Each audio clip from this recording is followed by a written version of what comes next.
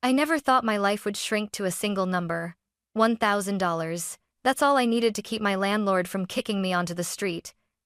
After losing my family, my fiancé, and the last pieces of stability I had, desperation became something I breathed like air. So there I was, sitting under the harsh fluorescent lights of the Denver Medical Research Center, rolling up my sleeve to sell my bone marrow just to survive another month. I told myself it was simple, quick, clinical, no emotions involved. But when Dr. Avery Clark burst back into the room, her face drained of all color, my stomach dropped. "Ma'am, you need to stay calm," she whispered, gripping my chart with shaking hands. "Your DNA triggered a federal alert. According to the system, you're deceased. Date of death, 1999. My heart stopped. "I was born in 2000, I said. That's when the FBI walked in. 6 months ago, I thought my life hurt, but it was nothing compared to what was coming. My name is Madeline Parker Maddie. To the few people who used to care, and at 26, I thought I finally had the kind of life people in my neighborhood never got. I had a tiny but warm apartment, a job as a junior interior design assistant, and a fiancé who kissed my forehead every morning before work. It wasn't glamorous, but it was mine. Then the universe ripped it away piece by piece. It started with the phone call every daughter fears. A drunk driver, a red light. My mom and my little brother Jacob on their way home from the grocery store. Gone in seconds, the police said, like that was supposed to soften the blow. They told me at least they didn't suffer. As if that made losing the only two people who ever loved me unconditionally any less brutal. I unraveled fast. I stopped eating, stopped sleeping, couldn't remember basic tasks at work. Grief hollowed me out so thoroughly I could barely string a sentence together. And after 2 months of watching me disappear into myself, my fiancé Ethan packed his things. He left a note on the counter that read, "I can't carry both of us. I'm sorry." What he really meant was, "You're too broken for me." What I didn't expect was for him to take everything that was still in his name, my savings, the furniture, even the car he promised we would share. Technically legal, morally disgusting. Without the car, I was late to work. Without the savings, I missed rent. Without the will to live, I missed deadlines. My boss pulled me aside gently, but her words carved into me. "Maddie, we don't want to let you go, but you're not here anymore. Not really." And that was that. Jobless, heartbroken, alone, bills piled up faster than I could ignore them. I sold my jewelry, my mother's dishes, half my clothes, anything with a price tag. I moved into a studio barely bigger than a closet in a part of Denver where the police sirens never slept. Some nights I sat in the dark, staring at the shut-off notice taped to my door, feeling like the universe was watching to see how much more I could take before I broke completely. Then, one freezing morning, while I was walking to buy dollar store ramen, I saw it. A worn-out advertisement on a bus stop bench. Bone marrow donors needed. Immediate $1,000 compensation. It's ceiling due him. $1,000. Enough to buy me time. Time to breathe. Time to not be homeless. Time to pretend I could rebuild. I stood there for a long minute, staring at the ad while the wind whipped my hair into my face. Then I pulled out my cracked phone and dialed the number. "Denver Medical Research Center," a cheerful voice answered. "How can I help you today?" I want to donate bone marrow," I said. "Of course. Let's schedule your screening. Are you available tomorrow morning?" I hesitated only 1 second. "Yes, I'll be there." I told myself it was just a transaction. Just another body part traded for survival. Just one more sacrifice I had to make because life kept taking and taking and taking from me. I had no idea that walking into that clinic wouldn't just change my life. It would destroy the life I thought I had, and reveal the one I never knew existed. The next morning, I walked into the Denver Medical Research Center telling myself I wasn't nervous. I was lying. The building smelled like antiseptic and lemon floor cleaner, too clean, too bright, too eager to expose every flaw I'd spent months trying to hide. I checked in at the front desk, my hands trembling as I wrote my name on the form. Madeline Parker. A name that, within an hour, would stop belonging to me. "Miss Parker?" A nurse called me in with the kind of gentle smile people reserve for rescued animals. She guided me into a small white exam room. "Have a seat. Dr. Clark will be with you shortly." I sat on the exam table, pulling my sleeves up to my elbows as if to show the universe I wasn't scared. But I was. My entire life had been spiraling, and this felt like my last attempt to slow the fall. When Dr. Avery Clark entered, she looked exactly like the kind of person whose job depended on calm, neat bun, pressed scrubs, soft voice. "So Maddie," she said, scanning my form. "Any medical conditions? Surgeries? Allergies?" "No. Well, just anxiety. Given everything you've been through, that's normal." Her tone was so kind I almost cried. She took several vials of blood, labeled them, and offered me a polite smile. "Results should take about 40 minutes. You can wait here." I nodded, scrolling my cracked phone to distract myself. Apartment listings, cheap jobs, anything that would keep my mind off the fact that I was selling part of my body to survive. 15 minutes passed. 20.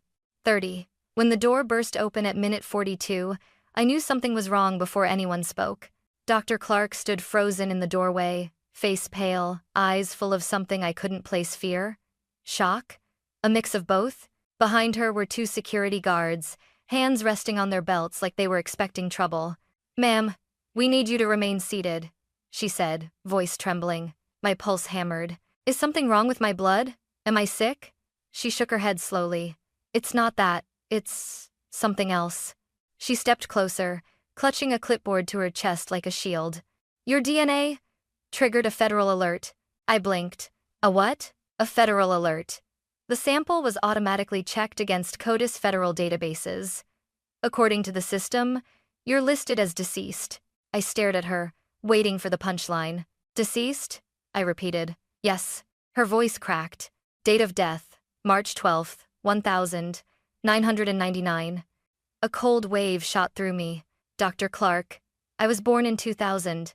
"I know," she whispered. One of the guards stepped closer. "Ma'am, we need you to remain calm." The room started to shrink. My lungs couldn't find air. "This has to be a mistake," I snapped. "I'm alive.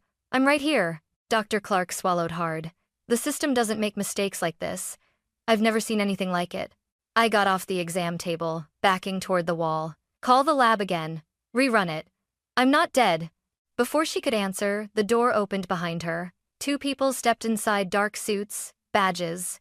That unmistakable, authoritative tension that fills a room before anyone speaks. The woman introduced herself first. "Miss Parker, I'm Special Agent Olivia Brooks." The man followed. "And I'm Special Agent Marcus Hale, FBI." My breath hitched. "For what?" I whispered. "I didn't do anything." Agent Hale lifted a folder. "This isn't about a crime you committed." He opened it, showing me a photo of a newborn baby wrapped in a christening gown. "This is about a crime committed against you." Agent Brooks met my eyes, her expression softer. "Miss Parker, your DNA matches a missing child case from 1999. A baby girl abducted from a wealthy family. If this is accurate." She hesitated, then delivered the words that cracked my life in half.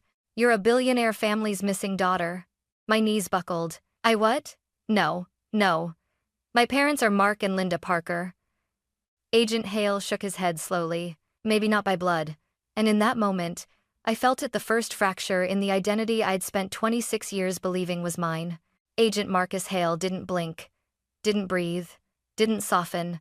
His gaze stayed locked on me like he was studying a crime scene. He slid the photograph across the counter. A tiny newborn, pink cheeks, blue blanket, a silver bracelet around her wrist engraved with RK. Agent Brooks spoke gently. "Her name was Rosalind Kingsley. She disappeared 26 years ago." My stomach lurched. "That's not me," I whispered. "It can't be." But my hands? They shook as I picked up the photo. The baby had my chin, my mouth, my exact eye shape. Agent Brooks tapped the corner of the picture. "Rosalind was taken from a secured nursery at the Kingsley estate, one of the wealthiest families in the country. 0 witnesses, 0 evidence, no ransom. The case went cold." Hale opened a tablet and turned the screen toward me. A DNA analysis glowed bright red across the top. "Match, 99.98%.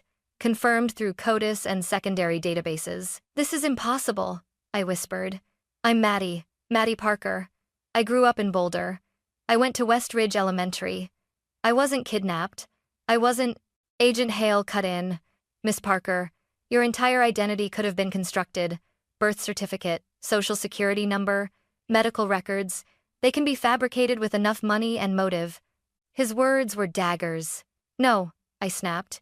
My parents are good people. They didn't steal a child. Agent Brooks stepped closer, her voice calm but firm. No one is accusing them, yet. But someone did take you. Someone hid you. Someone erased the original you and rewrote a new one. She hesitated. And someone declared you dead. I have not to unmatter. The air went icy. That's the part I don't understand, she continued. According to federal records, Rosalind Kingsley died the same day she disappeared. I died? I choked out. On paper, Hale said. But clearly someone wanted the world to believe you were gone. Dr. Clark, who had been silent in the corner, finally spoke. I've practiced medicine 20 years. I've never seen a database flag like this. Whatever happened, it wasn't random. I dropped onto the exam table, knees too weak to hold me. Brooks folded her arms. Miss Parker, the Kingsleys never stopped searching. They hired private investigators, forensic genealogists, even tracked black market adoption rings. Nothing ever surfaced. Hale continued, tone clinical. The case resurfaced today because of you. Your DNA just reopened a 26-year-old federal investigation. I stared down at the newborn photo, my fingers trembling around its edges. But denial pushed through the cracks of my panic. My parents, Mark and Linda, they wouldn't be part of anything illegal. They loved me. Brooks nodded. We know. They're being brought in for questioning, not as suspects. For their safety. I shot up. For their safety? From who? Hale exchanged a look with Brooks before answering. From whoever tried to erase you the first time. Cold washed through me. I backed away. No, stop. I'm not this Rosalind. I'm not Kingsley blood. I'm not a billionaire's daughter. This is insane. Agent Brooks stepped forward and gently placed a hand on my arm. Maddie, look at the bracelet. I lifted the photo again. The silver baby bracelet with tiny engraved initials, R. K. Brooks reached into her jacket and pulled out a clear evidence bag. Inside was an identical bracelet, same design, same pattern, only bigger. The adult version. This was found in a security vault the Kingsleys kept sealed for 26 years, she explained. Your mother, Eleanor Kingsley, had an identical one made for her daughter's 18th birthday. She held it up next to the photo. My throat closed. Hale delivered the final blow. Miss Parker, your fingerprints match partial prints lifted from the original bracelet. And you have the same rare mitochondrial marker found in all female descendants of the Kingsley bloodline. I stared between them, my world bending, cracking, collapsing under the weight of truth. I whispered, dizzy. I need to call my mom. No, Hale said immediately. Absolutely not. From this moment forward, you cannot contact Mark or Linda. Not until we verify who took you and why. My parents will panic, I protested, voice rising. Brooks's expression softened with sympathy. I know. But Maddie, if this is real, they've been living with a secret they didn't know they were part of, Hale added darkly. And whoever erased you once might try again. My heart thudded painfully. I clutched the newborn photo to my chest as if it could anchor me. In less than an hour, I had gone from a broken young woman selling bone marrow to a dead girl walking, to a billionaire's missing daughter. And I could feel it. This nightmare wasn't even close to being over. The federal building felt nothing like the clinic. No antiseptic brightness. No reassuring smiles. Just concrete hallways, humming lights, and a coldness that settled under my skin like frostbite. Agent Hale led the way, heels striking the floor with military precision. Agent Brooks stayed beside me, quieter, watchful. We stopped outside a metal door with a small glass window. Hale spoke without looking at me. They're inside. My stomach twisted. They, I repeated. Who's they? Brooks touched my shoulder gently. Mark and Linda Parker. My breath hitched. My parents? I whispered. Your legal guardians, Hale corrected automatically. I wanted to hit him. Brooks shot him a warning glance, then turned to me. They are not under arrest. We brought them here to protect them and to get answers. I nodded shakily. Can I see them alone? Brooks hesitated. Hale didn't. No. Not until we understand the full scope of what happened 26 years ago. His hand pressed a button and the door clicked open. Inside was a small room with soft yellow lighting clearly meant to look less intimidating, but it failed. A round table sat in the middle, and next to it, my mom, Linda Parker's face was blotchy and red from crying. My dad, Mark, sat beside her, his hands clenched tightly, knuckles white. The moment my mom saw me, she let out a broken sob. Maddie, oh my God, my baby. She stood up too quickly, stumbling. I rushed to her and caught her in my arms. Her tears soaked into my shirt as she clung to me with a desperation that tore something deep inside me. I'm so sorry, she whispered, again and again. I'm so sorry. My dad placed a trembling hand on my back. We should have told you, he said, voice cracking. We should have told you years ago. My heart pounded hard enough to bruise my ribs. I pulled back, searching their faces. Told me what? I whispered. Hale stepped into the room, closing the door behind him. Brooke stayed near the wall, giving us space but listening carefully. My dad breathed out a long, shuddering sigh and reached into his coat pocket. From it he pulled a small, faded cardboard box. It looked old, worn, handled too many times by hands that were afraid to open it. He placed it gently on the table. This is all we've ever had, he said softly. My mom covered her mouth as tears streamed down her cheeks. I opened the lid with shaking fingers. Inside were 3 things. A silver newborn bracelet engraved R.K., a hospital tag with no hospital name, a Polaroid photo of a woman in a dark coat, face half hidden. My dad spoke first, voice trembling. It was December 1999. Linda had just lost another pregnancy. Our third. His voice cracked. My mom reached for his hand. I was sitting in the parking lot, she whispered. Mark had gone inside to get my medication. I was crying. I didn't want to go home to an empty nursery again. Her shoulders shook. And then, she choked. She appeared. Who? I asked, staring at the Polaroid. We never knew her name, my dad said. She looked desperate, pale, nervous. She kept looking over her shoulder. He swallowed hard, the memory visibly painful. She said she needed to hide her niece, he continued. Said the baby's parents died in a car crash, that the child was in danger, that she couldn't keep her. My mom sobbed harder. She placed you in my arms, she whispered. You were so tiny, wrapped in a blue blanket. I knew instantly. I loved you. My dad continued. She gave us documents, a birth certificate, medical records. Everything looked legitimate. Then she offered us $30,000 to take the child and never ask questions. Agent Hale cut in, voice suddenly sharp. That woman, did she have any distinguishing marks? My dad closed his eyes. Yes. She had a scar on her left hand. A crescent-shaped scar near the thumb. Like a moon. Agent Brooks sucked in a breath. Hale froze. I didn't understand. What does that mean? I demanded. Brooks stepped forward. Maddie, that describes Margaret Kingsley, your mother's sister. Your biological aunt. My mom gasped. My dad stared at the agents in horror. No, we didn't know. We didn't steal a child. We didn't. I know, Brooks said quickly. We believe you. My throat burned with 1,000 tangled emotions. I turned back to my parents. My real parents. The ones who raised me, held me, comforted me, loved me. You took me, I whispered. Because a stranger told you to. My mom fell to her knees.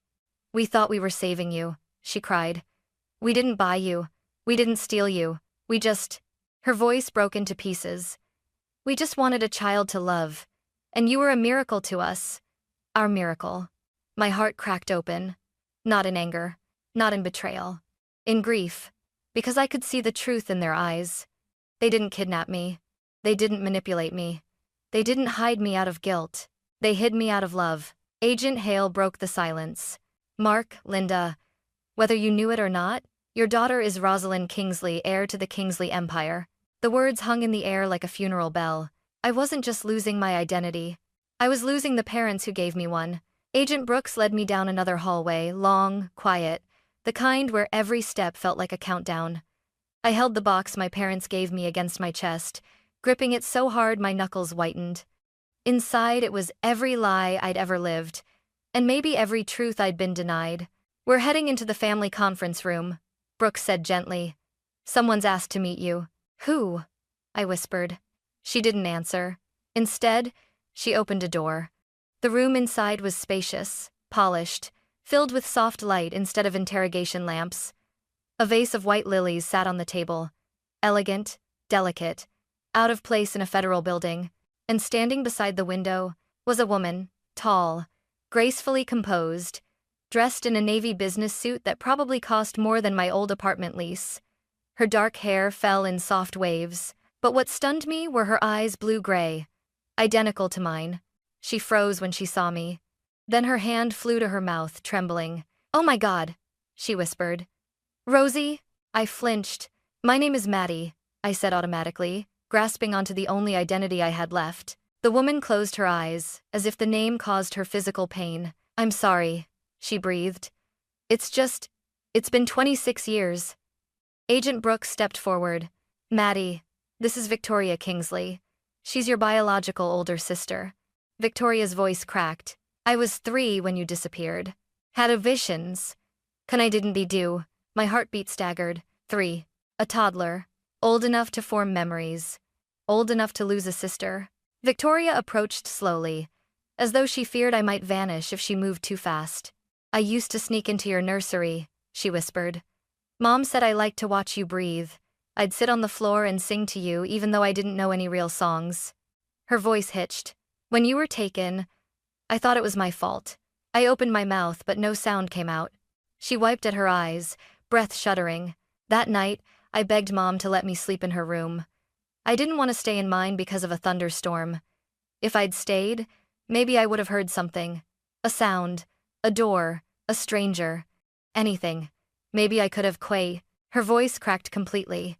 I stepped toward her. "You were 3, I said softly. "You were a baby." She let out a broken laugh. "You sound like Mom." Mom? A mother I'd never known. A mother dead 5 years. Victoria must have seen something shift in my expression, because she opened her bag and took out a small velvet box. "This was hers," she whispered, placing it in my hand. Inside was a delicate silver locket. On the front was an engraving. "R.K. My Rosie." My breath caught. Victoria reached out tentatively. "She wore it every day until she died," she said, tears slipping down her cheeks. "She never gave up hope. Not for a single second." I traced the initials with my thumb. The cool metal burned against my skin. "Your mother, Eleanor, she was the heart of our family," Victoria continued, voice trembling. "When you vanished, she stopped hosting charity galas, stopped painting, stopped laughing. She spent the rest of her life searching for you." I swallowed, throat tight. "What about my father?" I asked. Victoria's face darkened. "He's alive," she said, "and he's desperate to meet you. But before that," her jaw tensed, grief flickering in her eyes, "you need to know the truth about why you were taken." My pulse quickened. Victoria sat down, composing herself. "When you were born, everything was chaotic. My father, Jonathan Kingsley, was CEO of Kingsley Dynamics. At the time, he had business partners involved in overseas financing. One of those partners got entangled in criminal operations, things my father didn't know about. She met my eyes. And when Dad tried to cut ties, they threatened us." A cold shudder ran through me. "They planned to kidnap you," she said, voice shaking. "Use you as leverage. And then, kill you afterward." My stomach twisted. "Why?" I whispered. "To send a message," she said quietly. "To ruin him." My vision blurred. "And me?" I asked. "Who took me first?" Victoria inhaled sharply and held up the Polaroid I'd brought. "This woman," she said, tapping the face. "Her name was Margaret Kingsley. Our aunt. Our mother's younger sister." The name felt like static in my ears. "She found out about the kidnapping plot," Victoria continued. "She didn't trust the police. Didn't trust security. She panicked. She grabbed you, ran, found a couple she thought would protect you, and gave them everything she had." My legs trembled. "Then what happened?" I asked. Victoria's voice broke. "They found her body 2 years later in a motel in Montana. They called it suicide. But we always knew. She died protecting you." Silence swallowed the room. I clutched the locket so tightly the metal left marks in my palm. Victoria stepped closer, tears streaming openly now. "You were loved, Maddie," she whispered. "So deeply. By all of us. By the aunt who died to save you, by the mother who never stopped grieving, by the father who never forgave himself for failing you." Her fingers hovered near mine, trembling. "And now, You're here, alive. After 26 years. She sobbed softly. You came home. I felt something inside me break and bloom all at once. Pain, grief, and the quiet, dangerous hope that maybe, just maybe, my life had never been as empty as I thought. But I also felt something else. Fear. Because if this was all true, then the man behind all of it, the one whose decisions destroyed my life before it even began, was a billionaire. And he was waiting to meet me. Agent Hale knocked once on the large glass door at the end of the hall. Behind it, I could already see the silhouette of a man seated in a high-backed leather chair, broad shoulders, expensive suit, perfect posture, the kind of presence that didn't have to move to dominate the room. My biological father, Jonathan Kingsley, the billionaire whose decisions got my aunt killed, the man who failed to protect an infant me from monsters he'd invited into his own world. Agent Brooks whispered to me, "You don't have to go in if you're not ready." But I was ready, not because I was calm, not because I wasn't terrified, but because I deserved answers. Open it, I said. The door slid quietly. The room was sleek, elegant mahogany table, floor-to-ceiling windows, a skyline of Denver painted gold by the afternoon sun. Jonathan Kingsley turned in his chair. His hair was streaked with silver, his jaw sharp, his eyes, my eyes, blue-gray, cold and old, filled with something I didn't want to name. He stood slowly, as if afraid I'd shatter if he moved too fast. Rosalind, he breathed. That name. I stiffened instantly. Don't call me that. The word Rosalind felt foreign in my mouth, like trying on a coat someone else bought for me. His face crumpled with hurt. I'm sorry. I forget you wouldn't want to be called by the name of a girl who died because of your decisions? I snapped. Agent Hale stepped back, letting the tension fill the room unfiltered. Jonathan swallowed, his voice deep but unsteady. I've dreamed of this moment for 26 years. Funny, I said bitterly. I didn't even know you existed until 2 hours ago. He flinched. Good. For once, someone else felt the impact instead of me. I understand if you're angry. Angry? I laughed, a sharp sound. I'm beyond angry. I'm displaced, disoriented, torn between two families, two names, and all because you made deals with criminals? His jaw tightened. Let me explain. No. I stepped forward, heart pounding. Explain this instead. My aunt, your sister-in-law, died because she saved me. My parents, the Parkers, raised me with love while your world made them accessories in something they never understood. My life, my entire identity was rewritten because you brought danger into your home. Anyway, his eyes glossed with grief. You don't know what it was like back then, he said quietly. Then tell me, I demanded. Tell me why you didn't protect your own daughter. He inhaled deeply, voice shaking for the first time. I tried. That's not good enough. He looked away toward the window, toward the city he probably owned pieces of. I was arrogant, successful too young. I believed I could control my business partners. They were men with vast networks, financial criminals with political ties. When I refused to sign off on one of their laundering contracts, they warned me, subtly at first, then openly. He swallowed hard. One night, a note was delivered to our home. It said, "Every king loses his crown through his children." Ice shot through me, he continued. We tightened security, hired new guards, begged the FBI for help, but without evidence, they couldn't do much. And then, they came for you. My breath trembled. You blamed yourself so much you let the world think I was dead? I fired back. His voice broke. When they declared you deceased, I wanted to die too. Silence slammed between us. A silence thick with 26 years of pain neither of us chose. I stepped closer, so close I could see the tiny wrinkles around his eyes, the ones grief had carved. You let her take me, I whispered. Aunt Margaret, you let her walk out with me alone. Jonathan squeezed his eyes shut. She came to us panicking. Said she'd overheard a conversation that they planned to take you within 24 hours. She insisted she could hide you, that the safest place was outside the Kingsley name. And that wasn't too padded. And you believed her? She was terrified, he said. And she loved you. I thought she would bring you back. But she never did, I said softly. Because she died protecting me. His voice broke open like something raw. When they found her body, I knew it wasn't suicide. But the case never moved. Too much corruption, too many enemies. I lived, I said bitterly. But she didn't. Jonathan's eyes filled, and for the first time I saw not a billionaire titan but a broken man. Maddie, he said, using my chosen name. What Margaret did was an act of love. What the Parkers did was love. And what I did, what I failed to do, was something I've regretted every day since. I felt myself trembling. He reached into his coat and pulled out a thin folder. Inside were newspaper clippings, private investigator reports, and dozens, hundreds of photos of me at different ages. 5, 7, 14, 20. Pictures taken from afar. Your mom Eleanor never gave up, he whispered. We searched the world. Every case of unclaimed children, every adoption ring, every rumor. He placed the folder into my shaking hands. You were never forgotten. The room spun around me. My voice barely escaped my lips. You watched me grow up, he nodded. I couldn't get close without putting you in danger. But I made sure you were safe. Every school you attended had additional security placed anonymously. Every address you lived at was under discreet watch. We protected you without exposing you. My breath caught. You were there? He looked at me with tears he didn't hide. I've never stopped being your father. I get never watching. I staggered back, the weight of everything bending my knees. Anger, love, confusion. 26 years of lost time slamming into me at once. Why now? I whispered through tears. Why now, after all this time? Because you came back to us, he said, voice cracking. Because your DNA finally surfaced.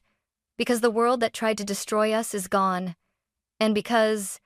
He stepped toward me, slow, careful, fatherly. Because I will never fail you again. My throat closed. My whole body shook. And then, my legs gave out. He reached me before I hit the floor. For the first time since I walked into that clinic, I let myself sob in someone's arms. Not because I forgave him. Not because the past didn't matter. But because for the first time, I understood that I had been loved, long before I knew I was lost. And the war between the life I'd lived and the life I'd been stolen from, I was only just beginning. The conference room fell away from me the moment Jonathan let me go. Agent Brooks guided me out into a quiet hallway dimly lit, lined with framed photos of federal officials who had no idea my world had just been split into two irreconcilable halves. We can take a break, she said softly. But break meant nothing when your identity had just been peeled open like a wound. I leaned against the wall, pressing my palms against my eyes until stars flickered behind them. Two families, two truths, two versions of me. The one I lived, and the one that was stolen. Footsteps echoed. Maddie? A trembling voice called. I lifted my head. Victoria stood there, my sister by blood, a stranger by life, wringing her hands like she was afraid I'd vanish again. Are you okay? She asked. I laughed through the exhaustion. Define okay. She stepped closer, hesitating. I know this is all too much. If I were in your place, I'd be terrified, angry, lost, I said. Yes, she whispered. All of that. Silence wrapped around us. Not uncomfortable, just heavy. Weighted with 26 years of absence neither of us chose. Finally, I asked the question that had been clawing at the back of my mind since the moment FBI said missing heiress. What happens now? Victoria exhaled shakily. Whatever you want. Truly. Dad wants you home. The board wants to meet you. Our lawyers want to... Stop, I said, holding up a hand. I'm not ready for any of that. She nodded, eyes soft. Of course. I don't want to lose you again. Her voice broke, and that did something to me. Something small but real. Like a stitch pulling two torn fabrics closer. Before I could answer, the door behind me opened again. Mark and Linda, my parents, stood there, pale from hours of crying, fear etched deep into their faces. Maddie, Mom whispered. We didn't want to interrupt, but we needed to know if you're okay. Two worlds collided in that hallway. My parents, who held me through nightmares, scraped knees, heartbreak, and my sister, who lost me before she could form memories of my face. My heart cracked open. Come here, I said to the Parkers. My mom threw her arms around me, half sobbing, half laughing in relief. My dad's voice was barely audible. You'll always be our little girl. We'll step back if you want. We'll let you go if this is where you belong. Crack at it. He tried to sound brave, but his voice wavered. I grabbed his hands. No, I said. I'm not choosing between you. They both froze. And Victoria stepped forward slowly, almost trembling. You don't have to choose, Maddie, she whispered. We can share you, if you'll let us. The enormity of that moment of all three of them looking at me with fear, hope, love, crushed me. I wiped my tears and stood straighter. My name is Madeline Parker, I began. Then I placed a hand on the locket tucked inside my shirt. And I am also Rosalind Kingsley. Brooks smiled softly, a rare expression even Hale couldn't suppress a reaction to. I'm both, I continued. I belong to both families. I was shaped by loss, but I was saved by love. I won't abandon either. My mother sobbed harder. Victoria covered her mouth. My father, Mark, bowed his head as if relieved from a burden he'd carried for decades. And I made a vow. To them, and to myself. I'm done running from the truth. I'm done letting the past define me. From now on, I decide who I am. 2 families, 2 histories. 1 future, mine. And for the first time, the path ahead didn't feel terrifying. It felt possible. 3 weeks later, I stood on the steps of Kingsley Dynamics headquarters, a skyscraper of glass and steel rising above Denver, like a monument to power I was never supposed to inherit. But this time, I didn't feel like an intruder. I felt chosen, not because of money, not because of blood, but because for the first time in 26 years I was building my life on truth, not fear. Inside the lobby, marble floors stretched endlessly. Employees whispered as I walked past, some curious, some shocked, some emotional. The long-lost heiress story had leaked to the media, though the FBI kept details sealed. Enough rumor spread to make me a ghost resurrected. Victoria waited at the elevator. You ready? She asked, offering a small smile. I took a breath. I think so. She squeezed my hand. Whatever happens, you're not alone. She meant it. Over the last 3 weeks, she'd helped me navigate everything: legal counsel, extended family, the overwhelming tsunami of attention. She was patient when I panicked, gentle when I cried, fierce when someone questioned my place. She became my sister in every way that mattered. But I didn't stay with the Kingsleys full time. Every Friday afternoon, I packed an overnight bag and drove to Boulder. Mark grilled burgers on the porch. Linda hugged me like she feared I'd vanish again. We watched reruns, cooked together, laughed together. They didn't lose me. And I didn't lose them. I gained more. At Kingsley HQ, Victoria led me into a sunlit conference room where Jonathan was waiting. He looked healthier, lighter, like a man who'd finally been handed the piece of his soul he'd mourned for decades. Maddie, he said warmly, thank you for coming. I sat across from him. 3 weeks ago, I could barely look at him without shaking. Now, I could breathe. I'm ready, I said. He nodded, sliding a document folder toward me. We'd like you to join the Kingsley Foundation, he said, as co-director. You'll lead our new program focused on missing children and families rebuilding after trauma. Your insight, your story, can change lives. For a moment, the world stilled. Me, the girl who sold bone marrow to survive. The girl who thought she had nothing left to give. Now being asked to help others like me, I felt tears burn my eyes. I want this, I said. I really want this. Jonathan's voice softened. And Maddie, whatever name you choose, whatever path you take, you are my daughter. I'll spend the rest of my life earning that privilege. For the first time, I believed him. We signed the papers together. Later, I walked into my new office, glass walls, a desk overlooking the city, and placed something important right at the center. My eviction notice, framed, preserved, a reminder of who I was, and who I fought to become. Around lunchtime, my phone buzzed. Denver Medical Research Center. Miss Parker, are you still interested in being a bone marrow donor? I stared at the message, then smiled. I typed back, yes. It saved my life once. Maybe it can save someone else's. Standing in that office, sunlight spilling across the room, I touched the locket around my neck, R.K., and whispered to myself, I am Maddie Parker. I am Rosalind Kingsley. I survived. And I choose my future. 2 names, 2 families, 1 woman reborn from the ashes of a stolen past. And for the first time in my entire life, I felt whole.